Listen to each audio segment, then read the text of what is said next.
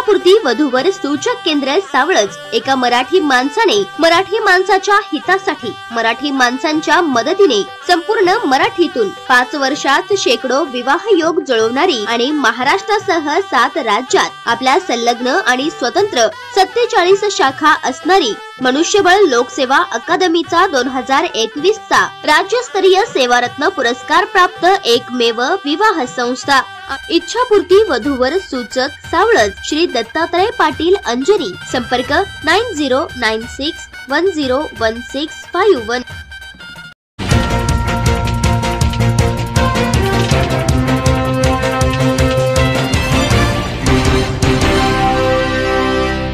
बारावीच्या चाचणी परीक्षेमध्ये कमी मार्क मिळाल्यामुळे शिक्षक असलेल्या बापानंच पोटची लेक साधना वय वर्ष 17 हिला लाकडी खुंट्यानं बेदम मारहाण केली। यात तिचा मृत्यू झाल्याची घटना शुक्रवारी नेलकरंजी तालुका आटपाडी इथं घडली आहे।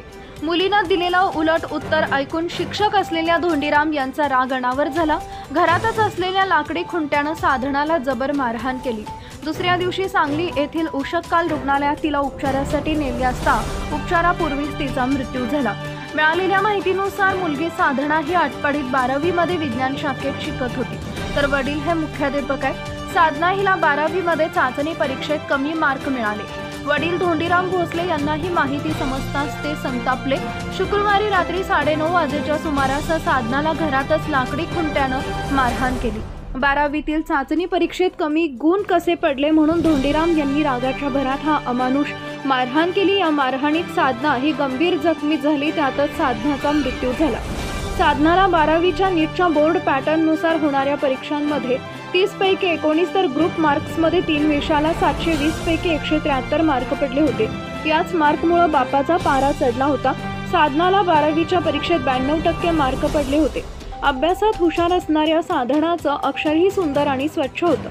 साधना आटपाडीत 12वीच्या महाविद्यालयात शिक्षण घेत होती। वैद्यकीय अभ्यासक्रमाला प्रवेश घेण्यासाठी ती तयारी करत होती। तिला डॉक्टर करण्याचं कुटुंबियांचं स्वप्न होतं। नुकतीच एक सराव परीक्षा झाली होती, त्यात तिला कमी गुण मिळाले, त्यामुळे वडील धोंडीराम चिडले।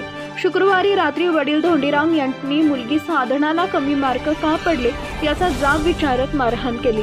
या दरम्यान साधनानंही त्यांना उलट उत्तर दिलं, पप्पा तुम्हालाही कमीच गुण मिळाले होते, तुम्ही कुठं कलेक्टर झालात असं साधनानं देखील म्हटलं।